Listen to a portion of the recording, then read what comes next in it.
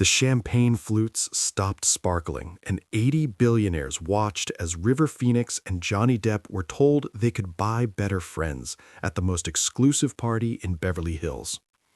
Bel Air, January 1992. The Whitmore estate rises like a marble palace above the city lights, its neoclassical columns and manicured gardens representing 4 generations of oil fortune accumulated since the 1920s. Tonight's gathering isn't merely a party, it's an annual ritual where America's wealthiest families celebrate their continued prosperity while reinforcing the social boundaries that separate extreme wealth from everyone else. The mansion's interior whispers power through understatement. Priceless art hangs casually on walls where Picasso's neighbor Monet's as if they were family photographs. Crystal chandeliers cast warm light across Persian rugs worth more than most people's houses, while uniformed staff circulates with champagne that costs more per bottle than monthly rent in working-class neighborhoods. Tonight's guest list reads like a directory of American capitalism. Technology pioneers who revolutionized computing, real estate dynasties that shaped entire states, entertainment moguls whose decisions influence global culture. These aren't newly wealthy celebrities or flash-in-the-pan entrepreneurs. These are generational aristocrats whose families have controlled vast resources for decades. River Phoenix, 21 years old, moves through the opulent gathering wearing a perfectly tailored midnight blue tuxedo that suggests sophistication without ostentation. His presence here isn't about seeking validation from wealth. He's attending because his recent artistic success has generated invitations to social circles previously beyond his reach. Beside him, Johnny Depp navigates the sophisticated crowd with characteristic intensity, his own formal attire reflecting personal style within conventional boundaries. At 28, Johnny carries himself with quiet confidence earned through artistic achievement rather than inherited privilege. They're both here as representatives of their generation's approach to success, building careers through creative risk-taking rather than family connections. It's like walking through a museum where everything is privately owned, River observes quietly, taking in artwork and furnishings that represent cultural treasures removed from public access through extreme wealth. Except museums have educational value, Johnny replies with slight irony. This feels more like wealth displaying itself to itself. The evening unfolds with practiced elegance designed to demonstrate sophistication through restraint. Conversations flow around topics that assume shared experiences of extreme privilege. Discussions of private jets and vacation homes, charitable donations measured in millions, business ventures that reshape entire industries.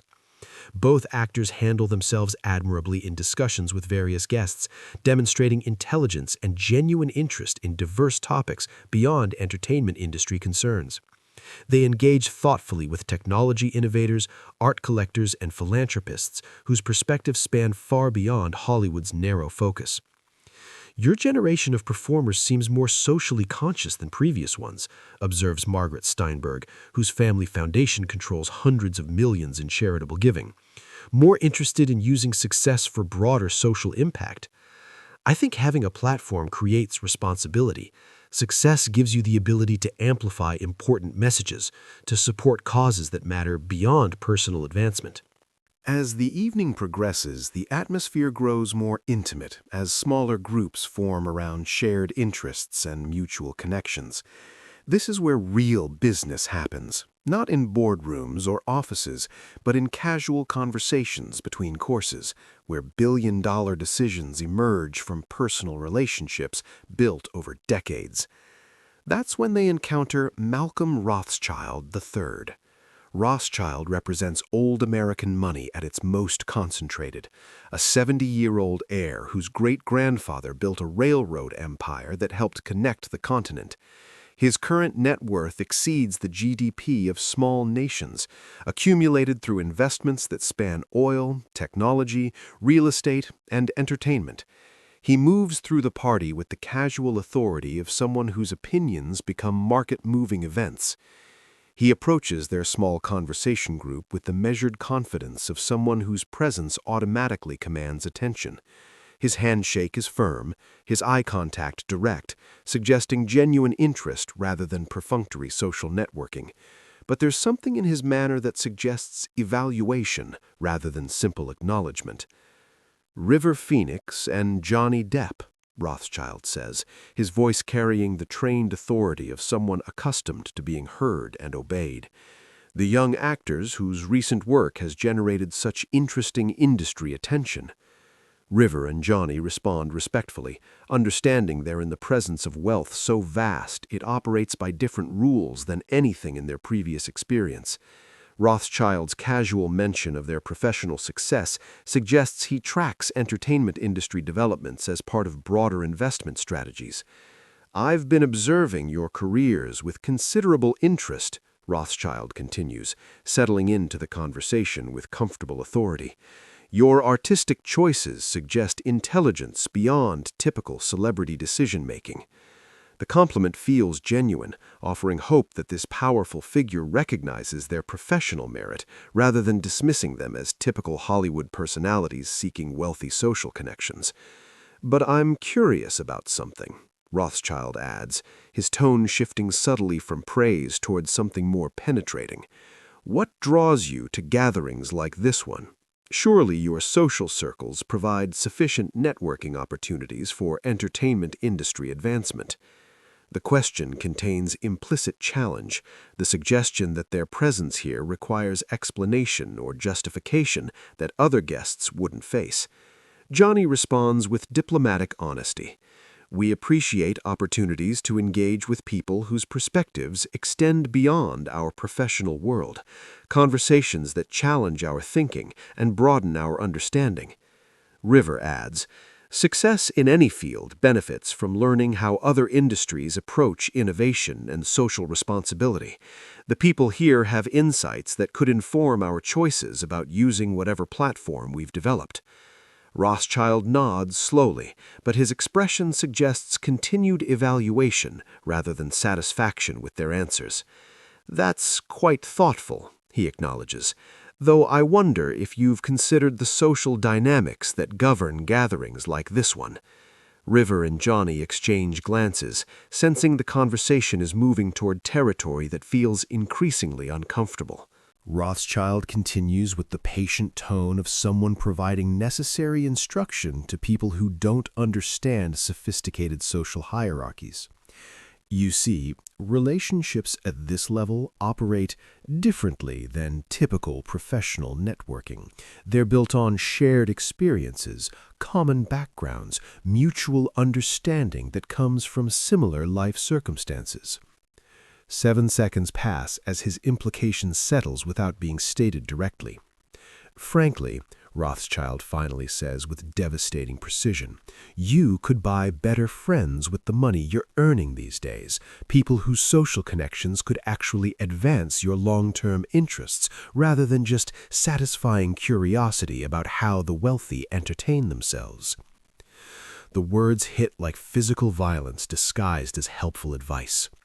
Around them, other conversations continue, but River and Johnny experience the moment as if sound has been muted, allowing them to process not just Rothschild's insult, but its implications about their worth as human beings. Other guests sense something significant happening, conversations slowing as people recognize potential drama between generational wealth and emerging celebrity success. Then River Phoenix takes a controlled breath, his movement deliberate and dignified rather than defensive. Johnny mirrors his composure, both actors demonstrating maturity that contradicts Rothschild's assumptions about their social sophistication.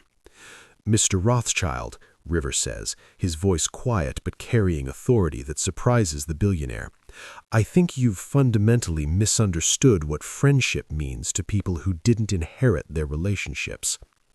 Rothschild's confident expression flickers, not expecting articulate resistance from young actors he'd already categorized as social climbers seeking wealthy connections. River continues, his confidence growing with each word. "You suggest we could buy better friends, but that assumes friendship is a commodity rather than genuine connection based on shared values and mutual respect." Johnny steps forward, supporting his friend's argument with passionate conviction. The friendships we value most are with people who knew us before success, who support our growth as human beings rather than calculating what benefits our association might provide.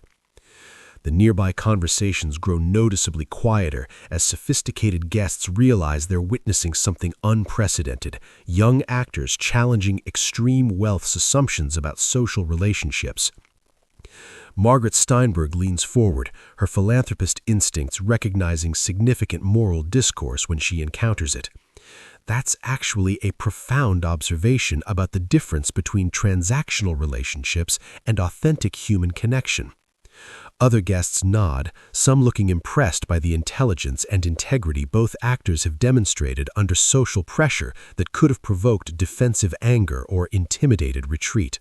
Rothschild studies both young men with new attention, seeing qualities he hadn't initially recognized: principled thinking, emotional intelligence, the ability to articulate complex ideas about human relationships under pressure.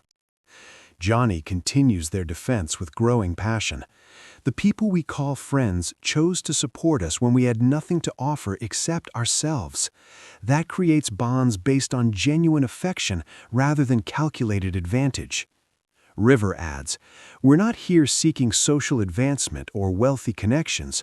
We're here because we believe different perspectives make everyone more thoughtful and compassionate." The billionaire realizes his attempt at condescending advice has become public dialogue about the nature of human relationships and the responsibilities that accompany extreme wealth.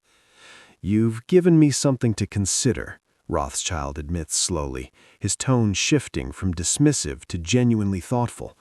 "Perhaps I've confused business networking with actual friendship more than I realized." He extends his hand to both actors. "Your integrity is more impressive than I initially recognized. I apologize for suggesting that genuine friendship could be purchased." The rest of the evening transforms completely. Instead of being treated as social climbers or curiosity seekers, River and Johnny find themselves in substantive conversations with various guests who recognize their intelligence and principled thinking about success and social responsibility. The exchange becomes the most discussed moment of the gathering, generating significant coverage as an example of how authentic values can challenge assumptions about wealth and social status. Weeks later, both actors receive invitations to participate in charitable initiatives led by several attendees who were impressed by their thoughtful approach to using success for broader social benefit.